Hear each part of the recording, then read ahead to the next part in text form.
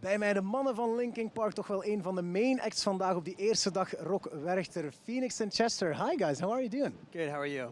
I'm fine. I'm talking to you guys. Couldn't be any better. You're here at Rock Werchter the first day. I was just walking around on the festival ground asking people what band they were looking forward to the most, and about like 92.7% said Linkin Park. I'm not kidding you, and that's that's a great thing with bands like Queens of the Stone Age and stuff on the lineup. Yeah, that's very cool. I don't know. I still think a lot of those people are really looking forward to seeing Queens of the Stone Age play. Yeah. Also, of course. But I mean, that's really cool, so we hope we go out there and we don't disappoint, for sure. I'm sure you won't. The last time I saw you guys was 10 years ago, 2001, when you supported Deftones at the Brilpoort in Deinze, it was, with Taproot on the bill too. Yeah. You remember that show? I remember some of them. That was actually our first. That was our first tour in Europe. So that was simultaneously amazing because I think for all of us it was our first time even being in Europe. But on top of that, playing with Deftones was great. But it was also February, March, and we're used to the sun, so we had a tough time with that. We were crammed in one tiny little space, and by the end of it, we were very, very jaundiced, so to speak, and ready to go home. Well, it's gone really fast ever since then. You've become a huge band now. So does the ever increasing popularity, has it changed the way you look at yourselves as a band and maybe the fans too?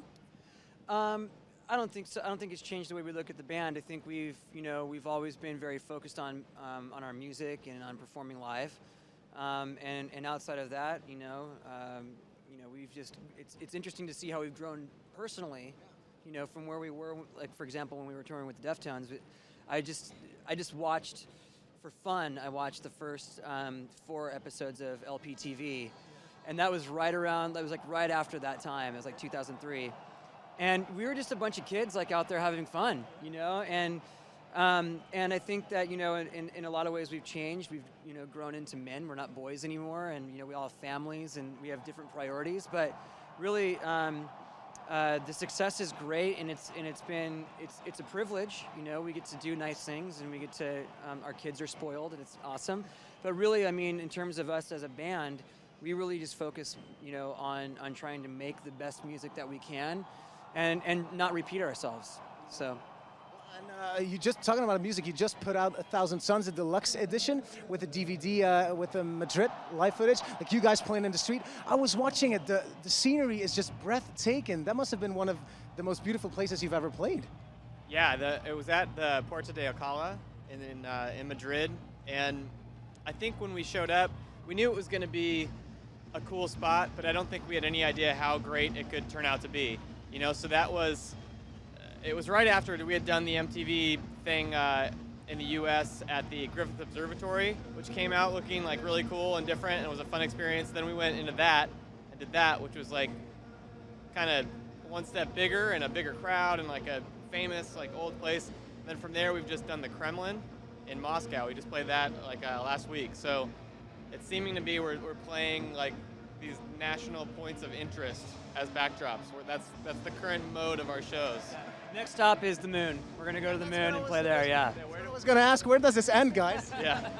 Great Wall of China, still got to play in front of that. We got the Grand Canyon, yep. Maybe the pyramids, the moon. The bottom of the ocean. That would be a cool one. Yeah, no one will show up, but it'll be fun to play there. That'll be cool for a music video. Yeah. That's also a thing, you're very good at music videos, of course. Well, I think that we're just good at being in them, and Joe's actually really good at making them. Talking about the 1,000 Sun CDs, I opened the CD and I thought it was very cute. There was a leaflet in there saying that the people who become member of the LP Underground, your fan club, it's not just a fan club anymore, it's a membership to the band's inner circle. I thought that was so beautifully put. Well, yeah. That was probably written by Mike. I think, yeah, that someone smart like Mike probably said that. But really, we do view the Linkin Park Underground as kind of like, they're the people who devote the most amount of time to the band. They're really passionate about the band. They're always talking about the band or doing things that are Linkin Park oriented. So we try to go over and beyond and give them, the best experience that we can. And sometimes we've done great work at that, and sometimes we've fallen short. But we always try to give the underground something more special than, you know, the average casual listener.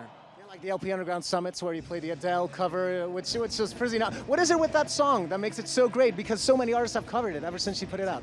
It's a great song. That's what makes it great. It's that simple. Well, guys, just last question. I read an interview with Rick Rubin saying you're working on a new record already, and he was saying it was going faster than the last two he did with you. Do you have the same feeling, and why is that?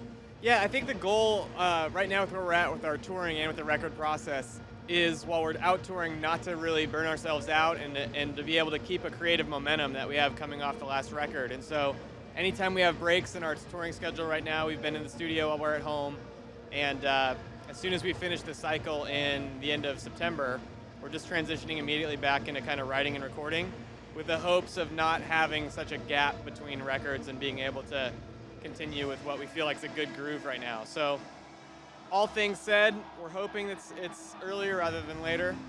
I don't want to give you any kind of a date that I have in mind, because there's no chance. If I say it, there's no chance we'll get it. Yeah. But if I don't say it, then maybe we will. Let's just say the new Linkin Park record is going to be coming out, and we're going to be able to enjoy a great show later on. So have fun, guys, and thank you so much for talking to us. Thank you.